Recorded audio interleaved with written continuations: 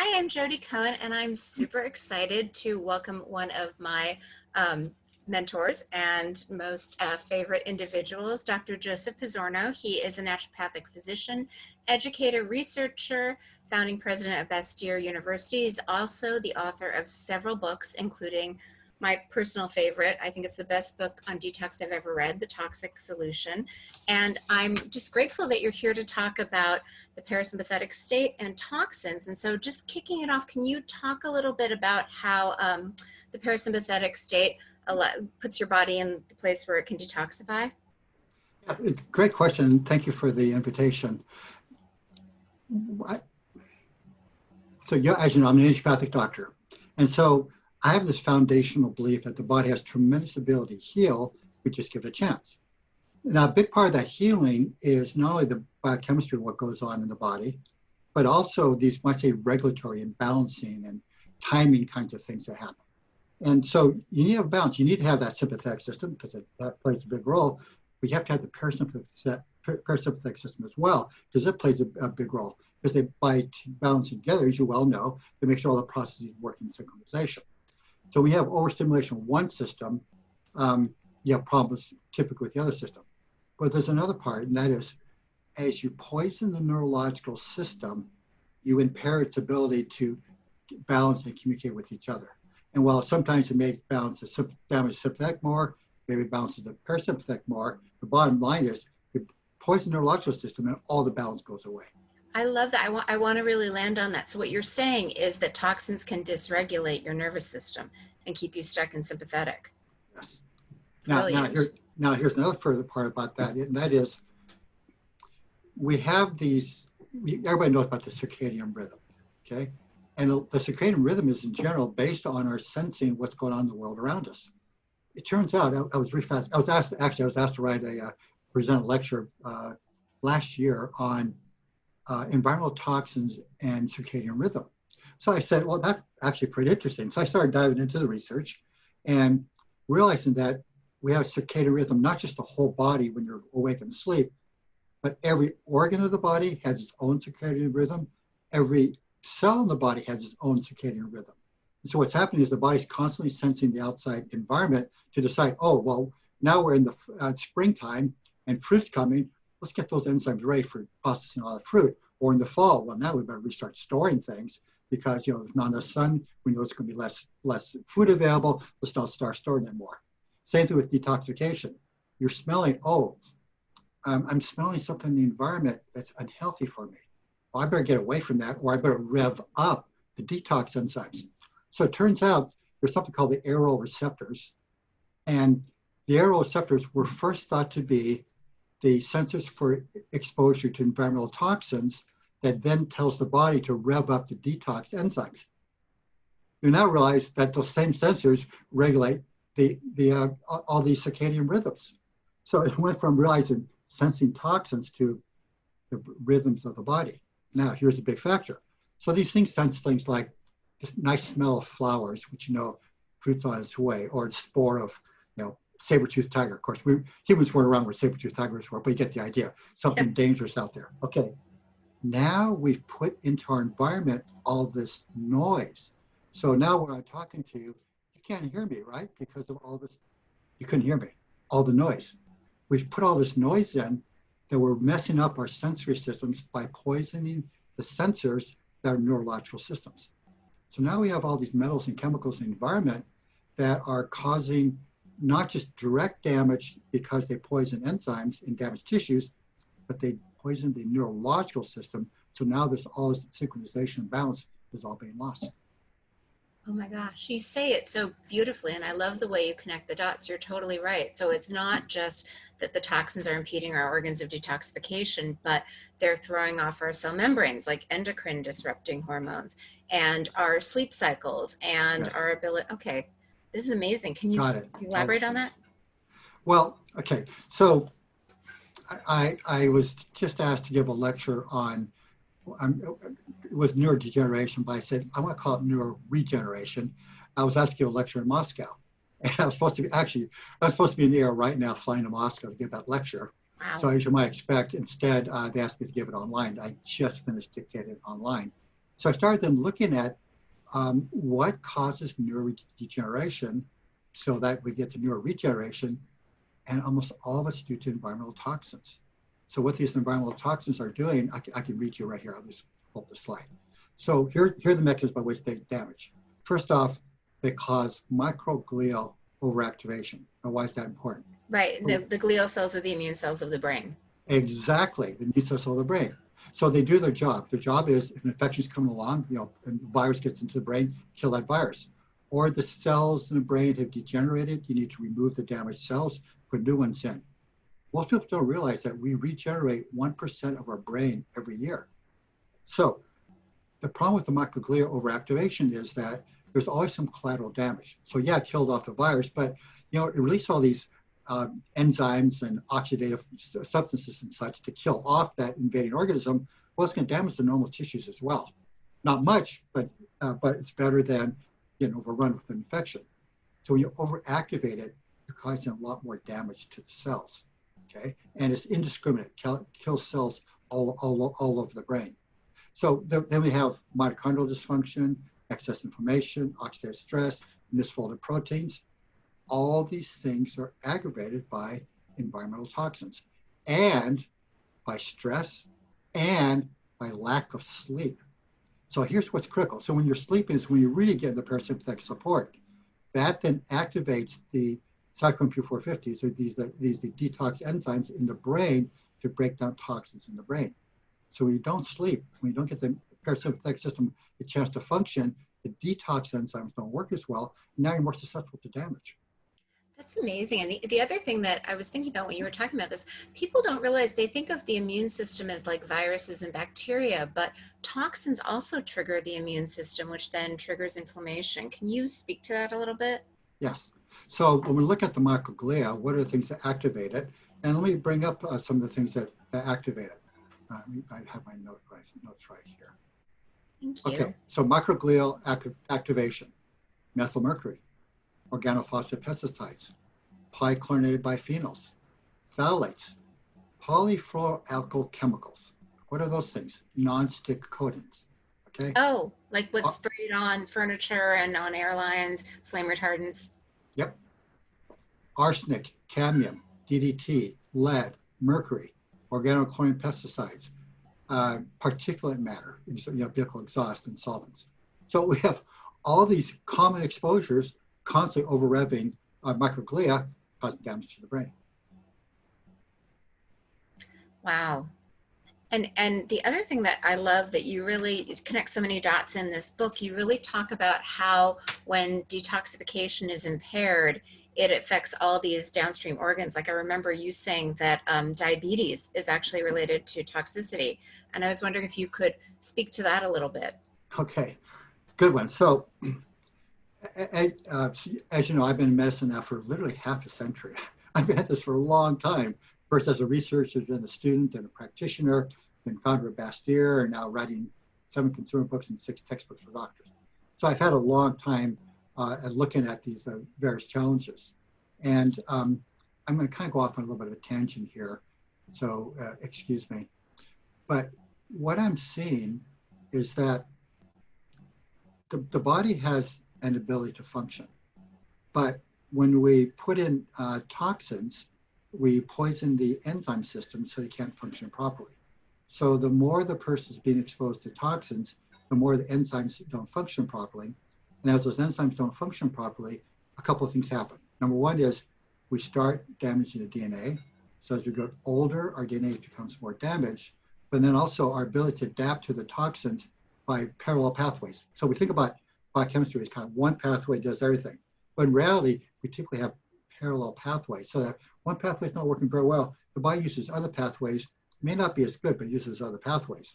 Well, as we become more and more damaged, our ability to use these, I might say, parallel pathways becomes more limited, and then we start seeing disease.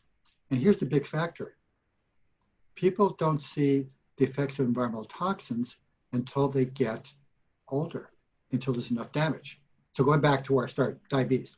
When I started in this 50 years ago, diabetes affected less than 1% of the population.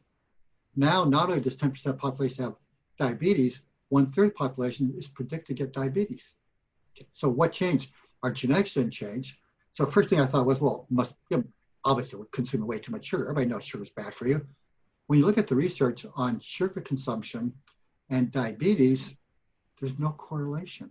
Now, I'm not saying sugar is good for you, but there's no correlation. So, okay, something else is going on. Then you look at obesity. Aha, powerful correlation with obesity. If you look at a woman who's morbidly obese, she has an 85 times higher risk of getting diabetes. Matter of fact, probably already has diabetes, just hasn't been diagnosed. And for men who are morbidly obese, it's a 45 times increased risk. So they probably have diabetes, just hasn't been diagnosed. Okay, but so let's ignore the morbidly obese. Let's just look at the obese people, 10, 20 times more risk of diabetes. The strongest conventional risk factor for diabetes is obesity. Now let's look at those obese people and compare those with the top 20% of body load environmental toxins with those with the bottom 20% body load environmental toxins. The ones with the bottom 20% environmental toxin load don't have increased risk for diabetes. Let me say it again. Everybody knows the strongest risk factor for diabetes is obesity. But if that fat is not full of toxins, you don't get increased diabetes. Well, and don't we kind of form fat to protect our organs and the rest of our body from toxins, like when we can't detoxify? That's an interesting hypothesis. And some people have indeed hypothesized that one reason why people get more fat when they have high levels of toxins is the body's efforts to dilute the toxins so they're not as damaging. So researchers are actually calling these toxins diabetogens and obesogens because they induce obesity and they induce diabetes. That is amazing. That's an amazing correlation. And also, I mean, one thing that I really love about your book and what I kind of see toxins as activating the immune system and then activating systemic inflammation. And I've noticed when I can help people detoxify and move the toxins out of their body, everything that seems to be the cure-all. The parasympathetic state is part of it. But can you talk about how to get people in a healthy, like, where do you start and what have you found to be the most successful with your patient population? Right, great. Thanks for asking that question, because that's why I wrote that book, The Toxin Solution. And by the way, I also wrote a book for doctors called Clinical Environmental Medicine, where I and one of my colleagues put together a much more technical version of my toxin solution. So I tell people in the toxin solutions, number one is don't go on a detox program until your body's ready to get rid of toxins. Because a lot of these detox programs, it may cause your tissues to release the toxins, but if your organs of elimination, what the naturopaths call the emunctories, if your organs of elimination aren't functioning properly, you make yourself sicker. Most likely. Hailing to you. That's exactly, yes, huge. Okay, so I tell people, first off, there's no point going on a detox program to stop letting toxins in your body. So I say to people, okay, now here's the 2-week period in which we're going to really focus on decreasing these toxins coming into your body. Okay. Now, when we think about toxins, there's kind of two classes, not metals versus chemicals, but rather persistent versus non-persistent. So non-persistent means that whatever the chemical we're being exposed to or metal, we were exposed to something like that or similar as we evolved as a species. Therefore, we have good processes to get rid of them. So we get rid of these toxins measured in hours or days. So stop exposure, they go away, no big deal. Then we have the persistent toxins. That means they're typically man-made molecules, typically halogenated molecules where we put chlorine, fluorine, or iodine onto a molecule to make it have certain characteristics, like be non-stick or kill insects, the neurological system, or what we want to do. But that makes them almost impossible to detoxify because humans have trouble removing halogens. These are chlorine, fluorine, bromine, things like that. We have a lot of trouble removing those things from organic compounds. You can't break down the compound, you remove the halogens. So very, very hard to get rid of. But so during a 2-week period of time, virtually everybody will feel better because they've decreased their exposure to the non-persistence and things start improving right away. It's going to take a long time to get rid of these persistent toxins because even in normal circumstances, it takes weeks to years to get them out of the body. Like PCBs, polychlorinated biphenyls, half-lives of 2 to 25 years. And metals? So the metals, arsenic, we get rid of arsenic fast, 2 to 4 days. Mercury is a lot slower, like 2 to 3 months. Lead, months to years. Okay. And so aluminum? Aluminum, pretty quick. Okay. Cadmium, really bad. Once it gets into kidneys, it sticks their half-life 16 years. So in general, you don't want any toxins, but you really have to avoid the persistent toxins because once you get them, you can't get rid of them. Okay. So 2 weeks, avoid them. People start feeling better. Then we spend 2 weeks, let's clean up the gut. People have really toxic guts because too much of the wrong bacteria in their guts because of antibiotics and things of this nature, and diet, which promotes growth of unhealthy bacteria rather than healthy bacteria. And cleaning up the gut. That way the toxins, they go from the cell to the lymph to the blood to the liver to the gallbladder to the gut. And if the gut isn't clean, then they get reabsorbed. Yes, very well said. We have a lot of bacteria in the gut, and the healthy bacteria produce good kinds of molecules that we like even B vitamins, whereas the bad bacteria produce all these toxic chemicals like indoles and scatols, which are also known as cadaverine and putrescine, to give you an idea where they're found. So all these chemicals being produced in the liver, remember the blood goes produced in the gut. The blood goes from the gut directly to the liver before it goes in circulation because there's so much garbage and stuff come from the gut. Right. So if you don't eliminate the toxins, they circulate back to the liver, and now the liver has even more work to do. Right. Keep on overloading the liver with toxins from the gut that are not necessary. So let's clean up the gut. Now, we stopped overloading the liver. Now let's clean up the liver. Okay. We spend 2 weeks cleaning up the liver, and then we spend 2 weeks cleaning up the kidneys. Because now, not only do we have a toxic gut, now do we have an overloaded liver, we also have damaged kidneys now. We're seeing people having kidney failure. You didn't see this 50 years ago. Now it's all this kidney failure happening. So you have to clean all those things up. Now our organs elimination are functioning properly. Now we can go into detox.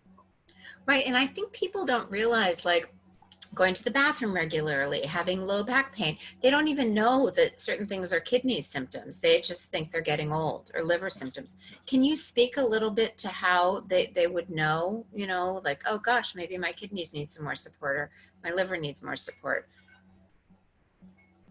One of the challenges with the failing of our detox systems is that early on, there's no symptoms, okay? You might feel, I'm not as energetic as I used to be, but I'm growing old, that's normal. I'm getting more infections now. Well, my kids are going to school. My wounds aren't healing quickly. I have varicose veins. Right. So a lot of things people accept as normal signs of aging are in reality progressive damage to the body, much of which is unnecessary. I'm really fortunate, you saw a story in my book, I'm really fortunate to have grown up where I knew my great-grandfather. So we got a picture of 4 generations of my family, my great-grandfather, grandfather, father, myself. And I got to watch what happened to my family over time. And it gave me kind of some people would think it's a skewed perspective, but I think it's a real perspective. My great-grandfather lived age 95, had no apparent disease, never saw a doctor in his life. And you might say, well, and at age 95, he said to the family at one of our get-togethers, because Italian Catholics, tons and tons of cousins, and I know when he died, I think he had 27 great-grandchildren, something like that. It was a huge number. Anyway, and one year after he had outlived his wife by 5 years, he said to the family at one of our get-togethers, he said, I've had a really good life. I think I'm done. I just want to say bye to everybody. So he just went to bed, and a week later he was dead. Okay. My grandfather died at 96 in a very similar fashion. The only thing that went was his eyesight, and he gardened every day. He did yoga, same thing. I remember Willard Scott, every day there was someone else who turned 100. You don't really see that anymore. No, not without a lot of disease. So he had no disease, living independently. Nobody's taking care of him, wasn't a nursing home. And you might say, well, maybe he was having a little depression or dementia because he was old. Well, I'm a bright guy, and at age 10, I used to play strategy card games with him, Italian strategy card games. And he beat me all the time because his brain was working so well. It's like, that's the way to do it. Your body works as well as it should to the very end, and then you're done. That's how I want to go. So we now accept progressive disease as normal. While it is normal, it's not necessary. So my great-grandfather, no disease whatsoever. But as my grandfather, and especially my dad, adopted the unhealthy American lifestyle, they got more disease, didn't live as long, and later in life had to be taken care of by other people. My dear dad, whom I love a lot, by age 83 was having mental dysfunction, and by age 88, when he died, had pretty significant dementia. It's like, and he's the first person of every one of my forebears to actually show mental degeneration as he got older. Right. And in fairness to the listeners, I feel like there are a lot of people who think they're doing everything right. They're eating a super healthy diet, and they just don't even realize the toxins that are kind of in their environment. And so detoxification has become like, I take binders every night before I go to bed. Good. I'm constantly proactively detoxifying because I know if I don't, it's going to kind of build and overwhelm me. Yes. Yes. A lot of the disease associated with toxins don't show up until people are about 45 to 50. And when do we start seeing disease in people? Around 45 to 50.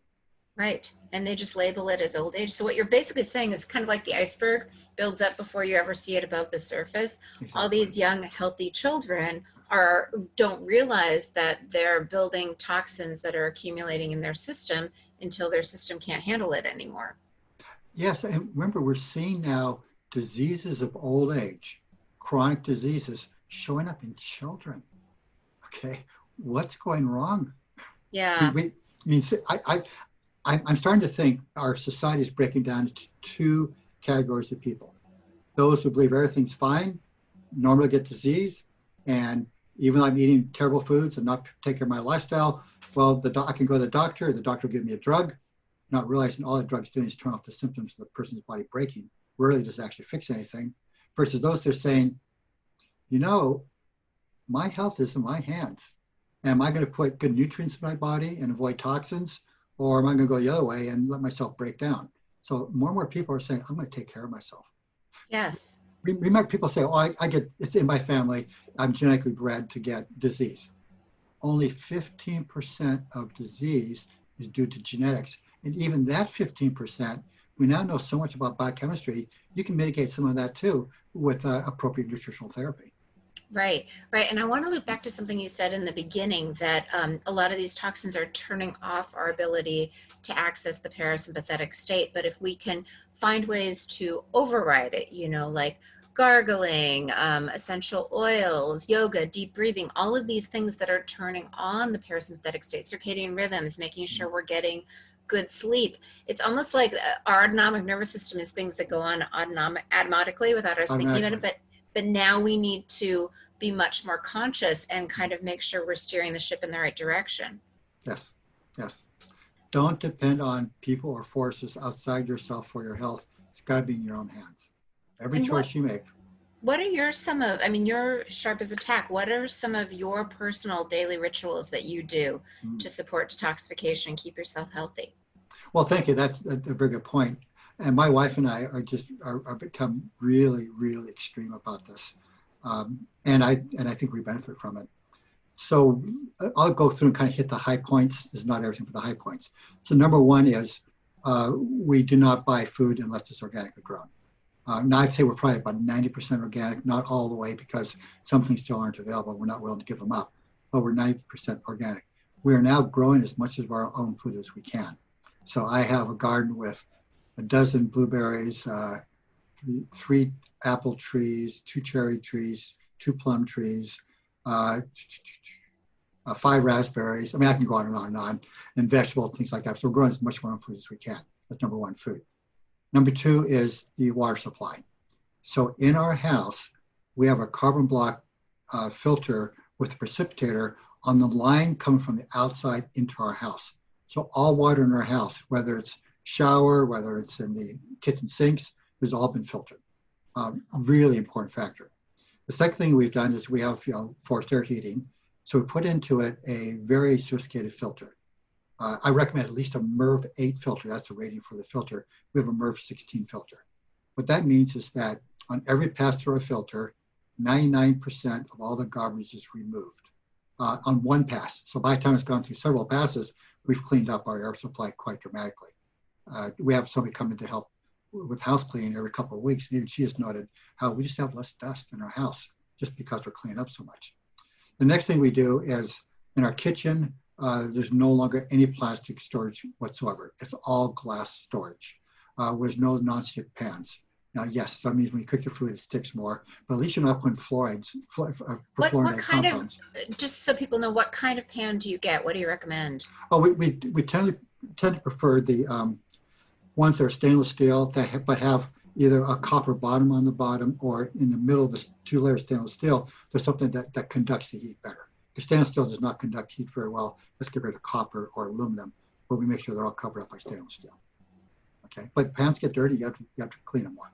Let them soak. Okay, so no plastic containers, no nonstick, or almost no nonstick.